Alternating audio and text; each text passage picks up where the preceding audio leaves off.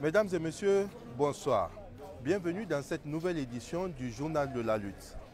Depuis le 23 décembre 2022, la 43e édition du Sabre national bat son plein ici au stade de la Concorde de Difa. Ce mardi matin, Maradi était opposé à Difa, puis Agadez à Tillabéri. Je vous invite à suivre le résumé de cette matinée de compétition à travers ce reportage de Hassimi Aboulaye. Maradi-Difa, c'était la première affiche de la matinée. L'enjeu ici, c'est la poursuite de la compétition pour les lutteurs invaincus de la région de Maradi, car Difa n'a aucun lutteur en course. Moussa Abdoulaye a eu beaucoup de peine pour se débarrasser de Motala Ibrahim.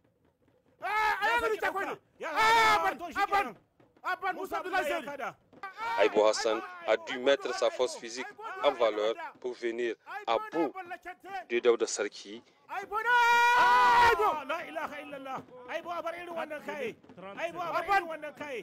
Et enfin, Dalla Abani qui n'a pas forcé pour surclasser Zahraddin Jibrilla.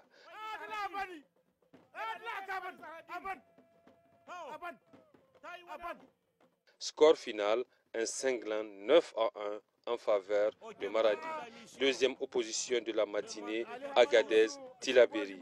Deux équipes décimées lors des 3 premières journées, mais qui gardent encore un invaincu de chaque côté. Saleh Daouda, le baroudeur d'Agadez, mystifie Sadou Bagouma.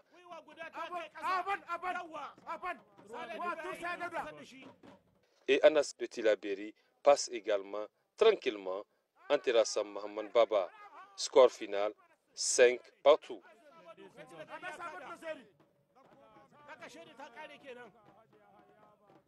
1, 2, 3, puis 4. 4e journée de compétition, 4e victoire pour le champion en titre.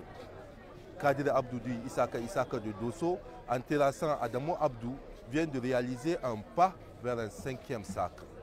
Je vous invite à suivre en excès son combat qu'il a opposé à Adamo Abdou de Niamey cet après-midi.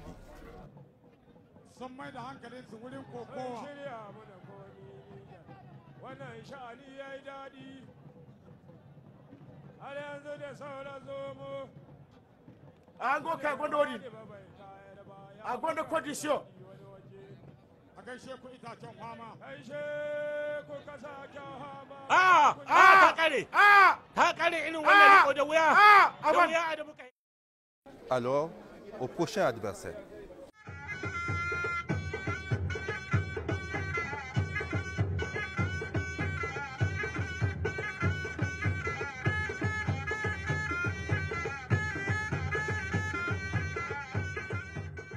À présent, devinette.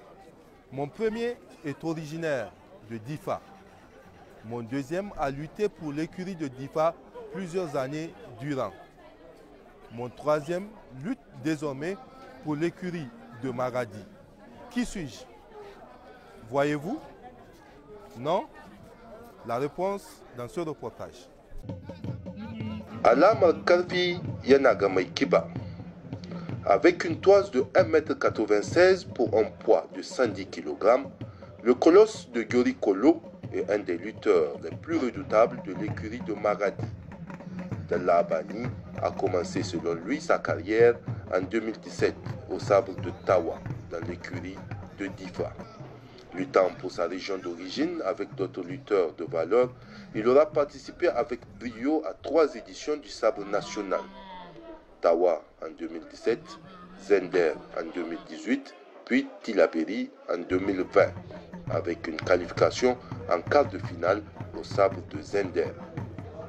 Cette année, Dalla Abani lutte dans l'écurie de Maradi, totalement intégré avec son expérience et le leadership de Bindigao, son entraîneur. Il ambitionne de remporter le sabre. Alors, pourquoi pas, puisqu'il fait partie des nombres des lutteurs invaincus.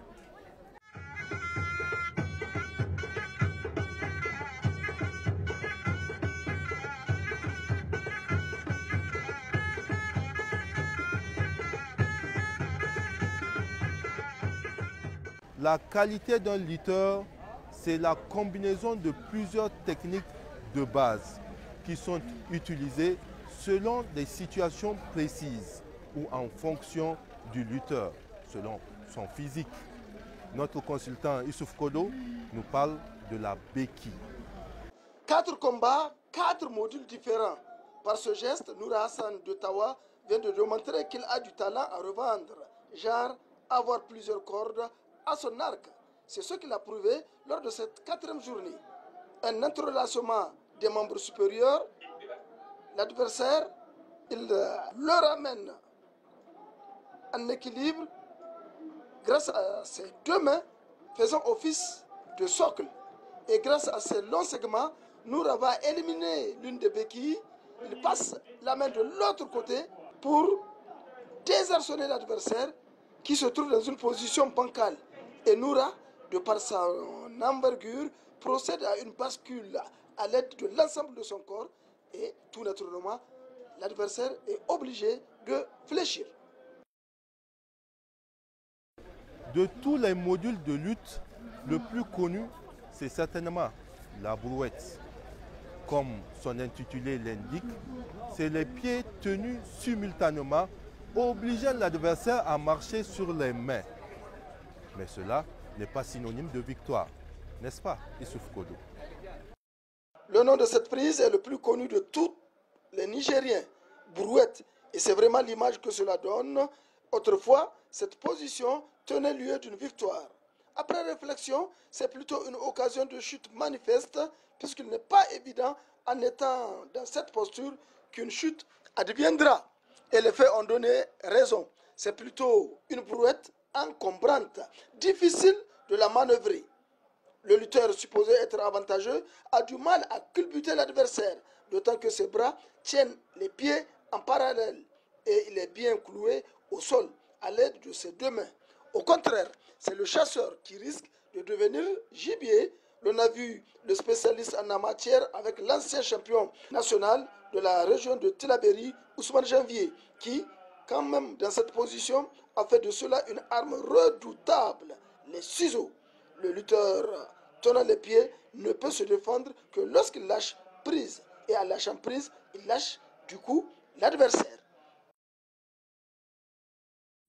Le sabre national, c'est les combats de lutte, mais pas seulement. C'est également plusieurs autres activités que vous ne voyez pas toujours.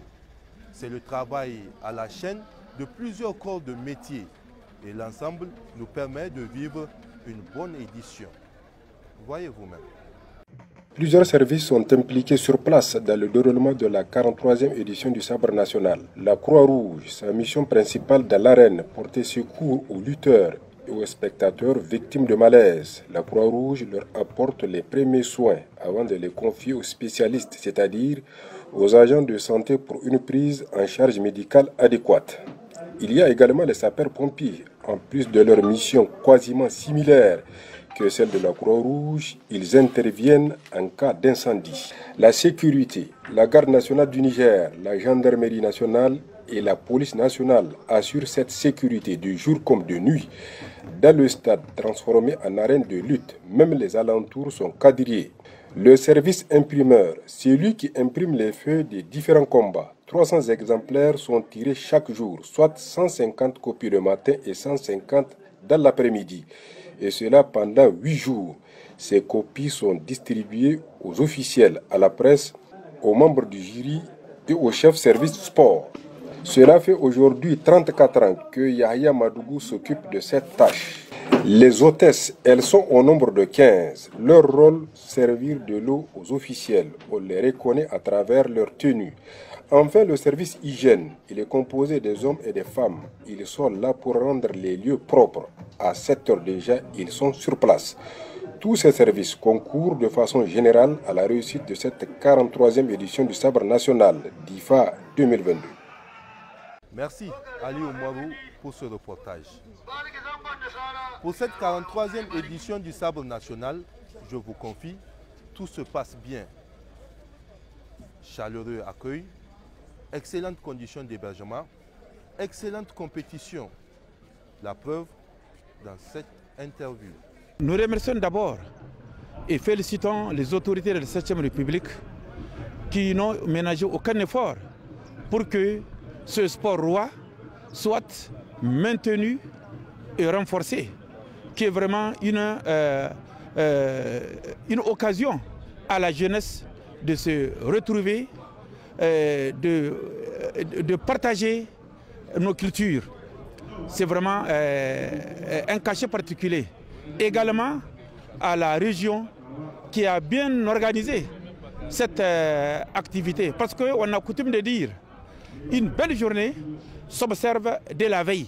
En tout cas, du début jusqu'à aujourd'hui, tout se passe très bien. Et nous osons espérer que cela va continuer jusqu'à la fin de cette activité, de ce sport roi du Niger, qui est la lutte traditionnelle. Vivre ensemble, nous sommes une famille, mais du même père, même mère. Donc c'est ça en tout cas, moi, ce sport-là. L'objectif de la région de Tillabéri. Nous avons raté notre ancien champion, Assouman dit janvier, mais Inch'Allah, les poulains que nous avons vont ramener ce sabre à Tillabéri, Inch'Allah. Le message que j'ai à transmettre, c'est que les gens continuent à garder cette discipline-là. Parce que toute activité qui manque de discipline tend vraiment à échouer. Mais vraiment, la discipline y est. Et j'apprécie également le comportement de nos lutteurs jusqu'à aujourd'hui. En plus du programme TNT qui a bénéficié à beaucoup de médias, la RTN a été dotée de matériel performant. Des plateaux que vous aurez l'occasion de découvrir, mais des cars aussi, pour ne citer que cela. D'abord un, puis un deuxième. Et c'est ce deuxième qui nous permet, à travers nos écrans, de vivre cette belle compétition du sabre national. N'est-ce pas, Hassim Abdoulaye? L'on est à la 43e édition du sabre national, mais lui, il en est à sa toute première. Et pour un coup de c'est un coup de maître. Lui, c'est le car vidéo, véritable monstre de la technologie moderne, dépêché à Difa par les responsables de la RTN afin de couvrir cette grande messe du sport roi au Niger. Bien qu'immobile dans un coin du stade, tout gravite autour de cet engin. Caméra, réalisateur, maintenancier, journaliste, animateur et bien sûr téléspectateurs. Mais alors, comment toute cette production transite jusqu'à vos écrans? La RTN, grâce aux efforts de l'État, est dotée d'un cadre de production HD de 10 caméras. Auparavant, pour transporter le signal, on passe à travers une liaison faisceau pour aller au centre émetteur et faire la retransmission pour que Niamey puisse capter et diffuser partout dans le monde. Aujourd'hui, avec ce matériel, le DSNG, donc c'est du matériel aussi numérique.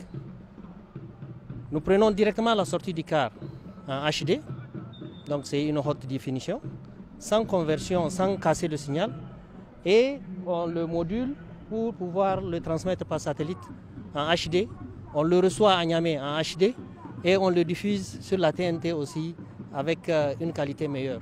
C'est dire que la RTN se trouve à la pointe de la technologie, d'où cette véritable révolution eu égard à la mission qui lui est assignée. Et tout porte à croire qu'il a de beaux jours devant lui.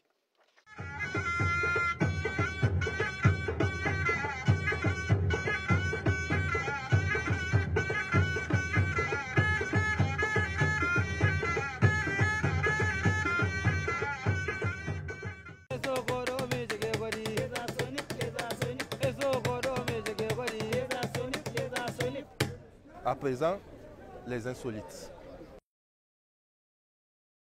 À vue d'œil, d'aucuns se diront que la FENILUT est en train d'engranger de grosses recettes avec ses amas de Naira. Et la plupart des participants ont du mal à maîtriser cette monnaie ultra fluctuante. Pour l'instant, l'on a appris que 100 francs CFA sont l'équivalent de 100 Naira, ce qui revient à dire 1 franc CFA, 1 Naira.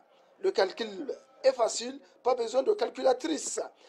Le trésorier général de la FENILUT avoue tout de même ne pas maîtriser la donne, puisque n'est pas confiant, car d'un jour à l'autre, le taux peut changer et tous les calculs seront faussés.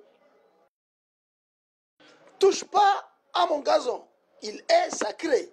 Cette mise en garde se répète très souvent, attirant l'attention de ceux qui sont au niveau de la main courante, afin de ne pas escamoter le tapis vert, d'où quelques interdits. Interdit de jeter la cigarette, pas de chewing-gum, pas deux. Et c'est à juste titre, car ils ne se rendent pas compte qu'ils sont en train de marcher sur la coquette et bagatelle somme d'environ 300 millions de francs CFA. Donc, attention. Depuis sa première défaite face à Noura Hassan de Tawa, Mansour Issa de Difa a juré que ne lui prendrait plus. C'est ainsi qu'il est devenu intraitable et ne ménage aucun adversaire en allant vite en besogne, avec un petit goût de revanche, plus un brin d'humour. S'il vous plaît, trouvez-moi une oreille. Je vais me piquer une somme. C'est tout pour cette édition d'information. Merci de nous avoir suivis, mesdames et messieurs, et ne manquez pas le rendez-vous de demain.